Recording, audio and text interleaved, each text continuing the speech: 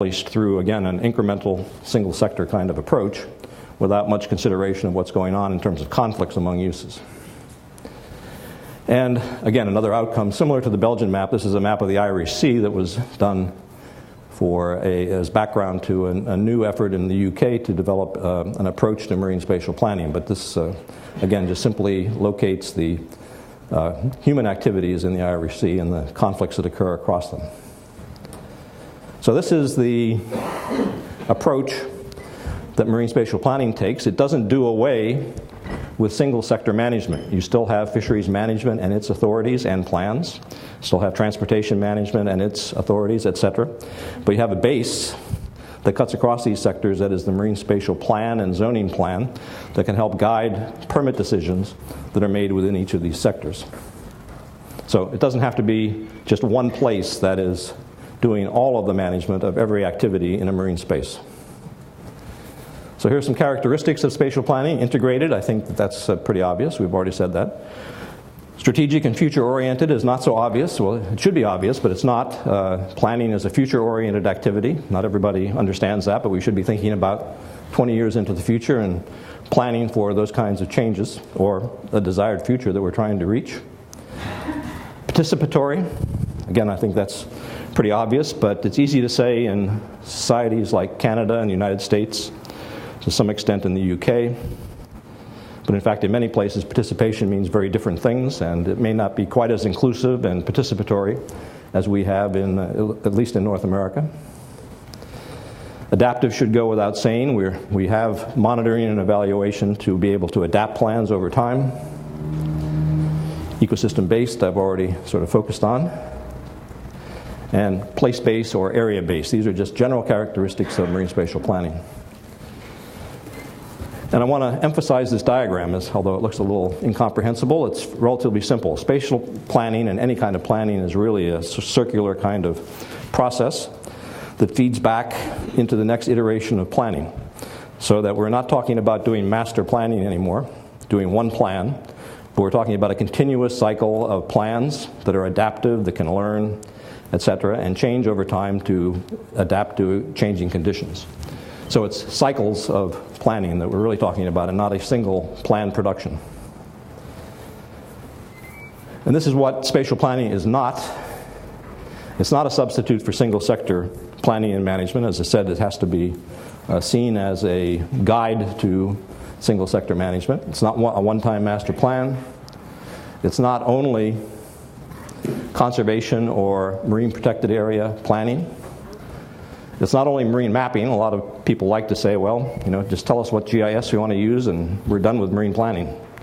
That's not the case. That's a tool and a step in the process, but not the end product of spatial planning. And it's not ocean zoning for the reasons I already mentioned. That's sort of the background, and a lot of this background in terms of the ideas is pretty well documented on a website. I have the address over here on the left, but I'm going to show that to you later, so don't worry about it. But there is a UNESCO website that you can find a lot of more information that I've described in these few slides. Now again, back to the idea of the need for spatial planning and who should be involved, what kinds of stakeholders should be involved. And there's one characteristic of spatial planning that unfortunately exists in many places, and that is that some sectors are excluded from the process, and usually self-excluded from the process in terms of not being interested in participation. And the primary culprit is the fishing sector in most places. Fishing likes to say that we fish everywhere, so why should we be concerned about trying to participate in a process that's going to cut us out of certain areas that we need?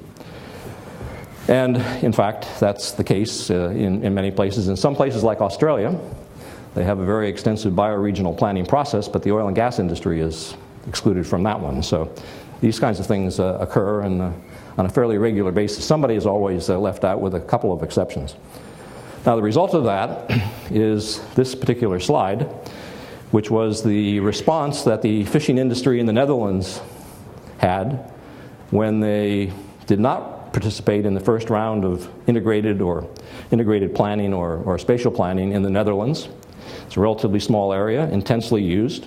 They weren't at the table. Nobody spoke up for fishing, and fishing was excluded from the final spatial plan. So they came back with the idea that they were allocated only a square inch to do their fishing, and they wrote a short little report called Fishing on a Square Inch. They came up with that kind of conclusion, which in fact, in the end, was very supportive of spatial planning.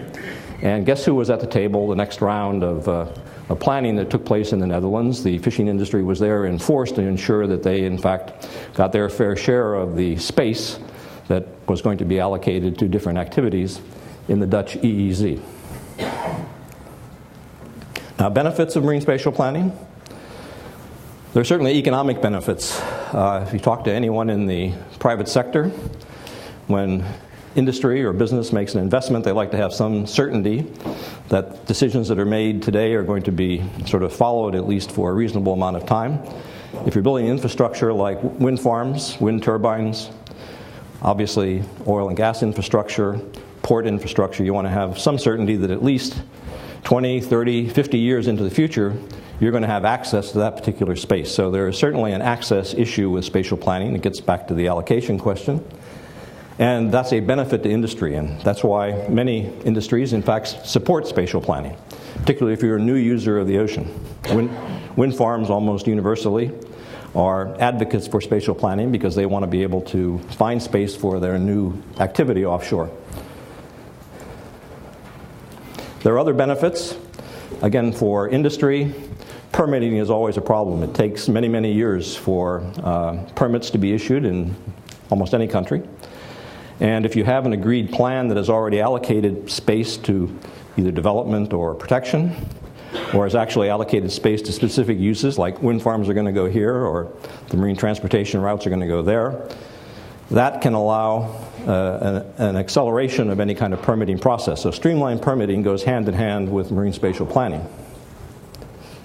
But there are obviously environmental benefits as well, because if you are in fact doing spatial planning with a step that includes the identification of biologically or ecologically important areas as a basis for planning, then you can in fact consider those kinds of areas as high priority for conservation in the development of the plan.